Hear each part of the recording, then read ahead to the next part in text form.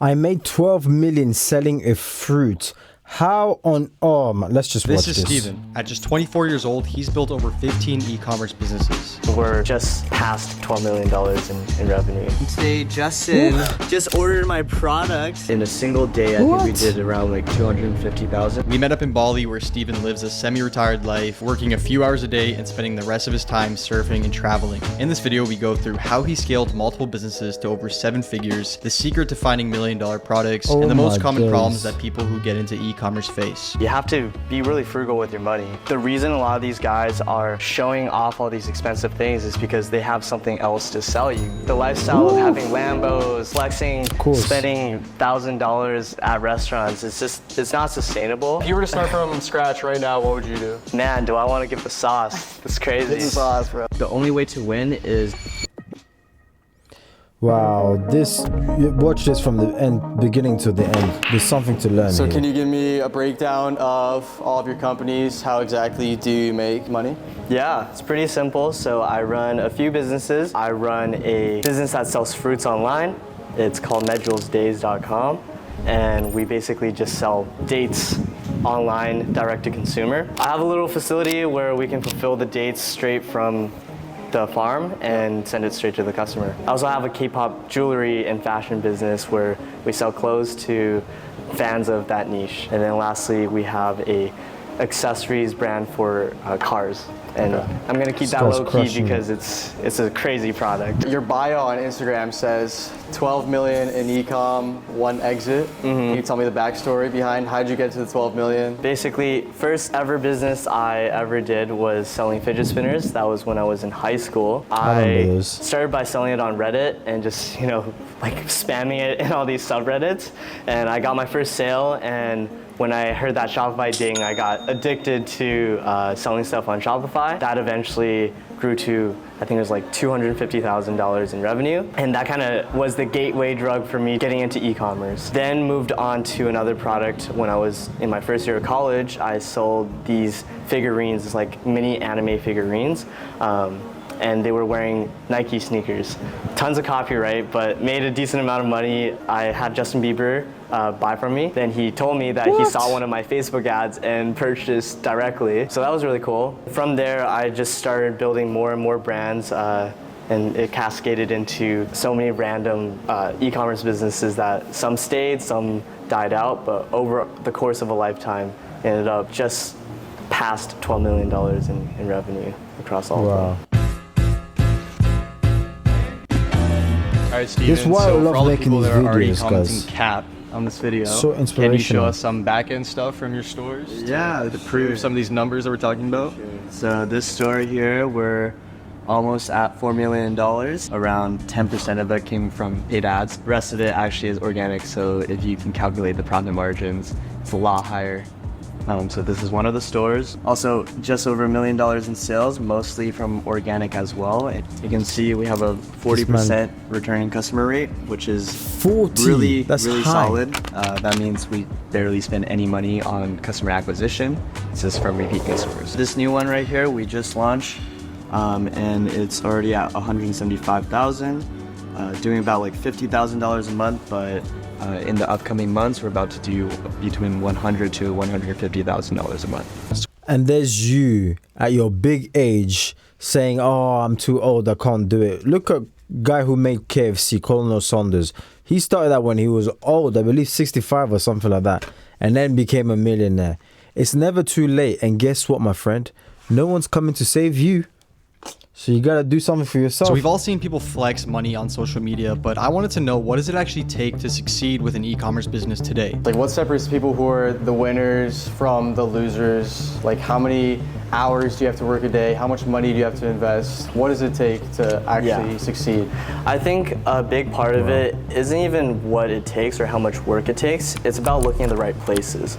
A lot of beginners, they're really misguided because on YouTube there's just a wealth of gurus telling you sell this viral TikTok product and you're gonna make money. And some people make money selling these viral TikTok products, but the likelihood of you hitting a hot product like that is very hard. And especially now with the advent of Temu and all these Chinese companies coming in, it's becoming very hard to succeed with, you know, a generic product like that. So I think what it really takes is to find a way to sell a differentiated product and sell something that has an immediate wow factor that a lot of people haven't seen before.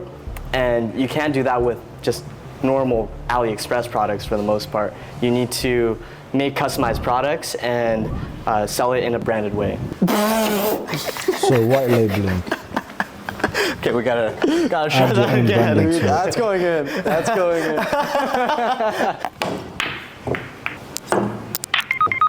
You can't fall into the trap that a lot of these internet gurus show you, right? The lifestyle of having Lambos, like flexing, spending $1,000 at restaurants. It's not sustainable because, you know, with all businesses, there's always ups and downs, and you have to be really frugal with your money. The reason a lot of these guys are, you know, showing off all these expensive things is because they have something else to sell you, right?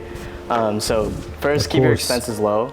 Then second, have a product that offers really high quality experience to the customers. You want to make sure that you sell something that doesn't feel gimmicky, and it's going to make customers come back. Because I think dropshipping is a really good model to validate a product, but to have a real business, you really need a way to keep customers coming back for the long run. Recurring revenue. That's so bad. Wait, try So again. some form of subscription. Maybe we should I'd stop say playing look pool. into building like a to product making money, SaaS. bro. What's been one of the biggest challenges in running your businesses? Is there anything that stands out, like that was a really hard time to get through? One of the biggest challenges with e-commerce, I would say, is logistics. With every one of our businesses, we've faced different challenges in regards to logistics. So for the day business,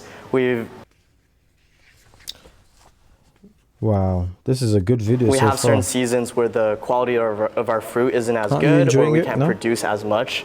So then we have to scale up or down depending. And Let me then know in the for the comments. jewelry and fashion business, we deal with thousands of SKUs. So, you know, you can That's a big warehouse. So he wasn't lying, hey? This little boy is actually crushing it, huh? can imagine trying to figure out the fulfillment and storing of all the inventory, and properly forecasting the demand for the inventory can be really difficult. And, you know, also with our last product, it's a completely customized product. So, you know, having the proper design and sending it to the design team to have it personalized for the customer, it can be very challenging, and we have to have really good systems for, you know, all of the businesses to make sure that it runs smoothly. Okay, so what does a typical day look like for you? You open up your laptop, what are you actually spending your time doing? So I open up my laptop. A lot of times it's just checking, you know, our Slack channels where we can communicate about advertising or video creatives that need to be made. All the conversations we have internally for our email marketing, and we plan out marketing calendars on a daily basis. So what does it take to scale these businesses? How do you take it from, okay, you are testing a product, you see that it's working, you're making some sales. How do you take it from 5 figures to 6 figures to 7 figures? Yeah, a big thing that people fail to do, and this is one of the biggest limitations when it comes to scaling, is they can't figure out the systems for their logistics and the systems for their marketing. Because to get sales, you need to get the word out there for your product. So, you know, for example, for this store, we built systems around influencer marketing and getting a ton of micro creators to basically do collaborations with us. We send out tons of free product to them. And because of that, they're able to make a lot of content for us, and some of that content blows up, and that allows us to scale a lot higher. On the other hand, when it comes to logistics, we need to make sure that everything is extremely solid, and if we can't fulfill the demand, then we actually do a drop-based model where we will fulfill maybe once or twice a month and be able to properly fulfill all those orders, close down the shop for the rest of the month, and then repeat that. If you want to have really solid systems, I highly recommend using different platforms like Notion and Slack and hiring out teams using a website called onlinejobs.ph and Upwork. You can find a lot of really talented people and employ them to work for your business, and they come on as contractors, so you don't have to pay for health insurance and all these other benefits that typically full-time employees need. When you get to this scale, like you see right there, you have 50,000 orders. What is that in the past year or? Past few years. Past few years. Yeah. So when you get to this level of scaling, what types of issues are you facing, especially when you have 3 brands that are doing this much volume? Yeah. So Q4 is typically one of the hardest times for us because as much as we've tried to prepare for the volume of orders that come in, there's always issues. One time we had snow blocking in our warehouse, so we couldn't get the orders out properly. Had to fly over and pack orders myself with the team. But typically, to handle this amount of orders, we have to have a lot of staff. So especially for customer service, we have multiple customer service agents, and they're all implemented onto a platform called Gorgias. And Gorgias is basically a customer relations management software platform that integrates directly with Shopify. And this really allows you to streamline your customer service and make sure that every customer is happy and satisfied with your service. Most people, when they're getting into this e-commerce dropshipping space, they're looking at what everybody else is selling, and they're kind of copying it. And next thing you know, the entire business model is just filled with people doing the same thing over and over again. Yeah. So how can someone who is just getting into this and they're looking to find an original product that isn't completely oversaturated, what can they do to find those types of products? Well, as you said, it needs to be unique. And one thing I always advocate for is the riches are in the niches, right? So you want to find niches that are really passionate, and there's so many out there. You just have to keep your eye open and look around you and look at your friends. What are their interests? What are their hobbies? What do they spend a disproportionate amount of time? That's a big one, and one that he probably hasn't mentioned or isn't going to mention is, look at yourself. What do you spend the most of amount of time doing that you wish it could be simplified? So you do this task or hobby on a day-to-day basis, and you're like, this is so long. I wish somebody could just make it simpler. So it might be a you problem, but try and then find out if it's just a you problem, or is it everybody that does this task struggle with this problem. Hey, when you make your next million, because my ideas, give me some, okay? Remember your brother up in here. Doing with their lives and where they spend all their money. And just by doing that, you're going to see a bunch of random niches.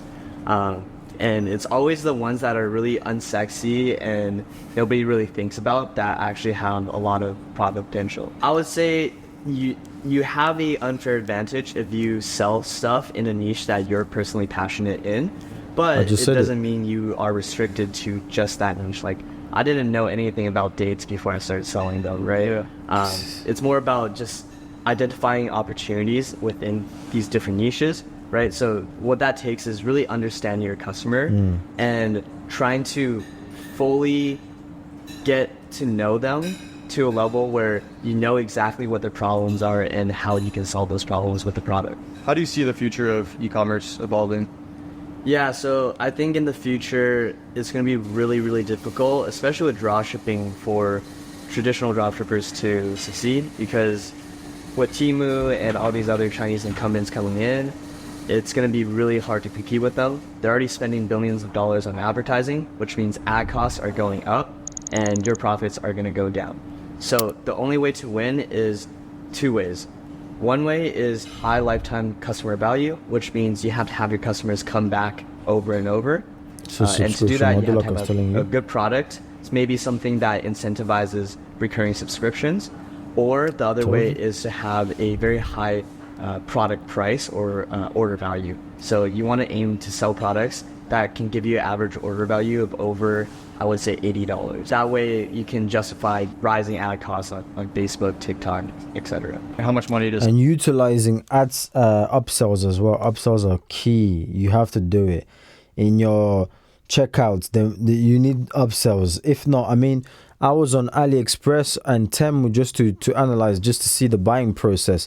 They upsell you like crazy with discounts. You could add this also. You could add this.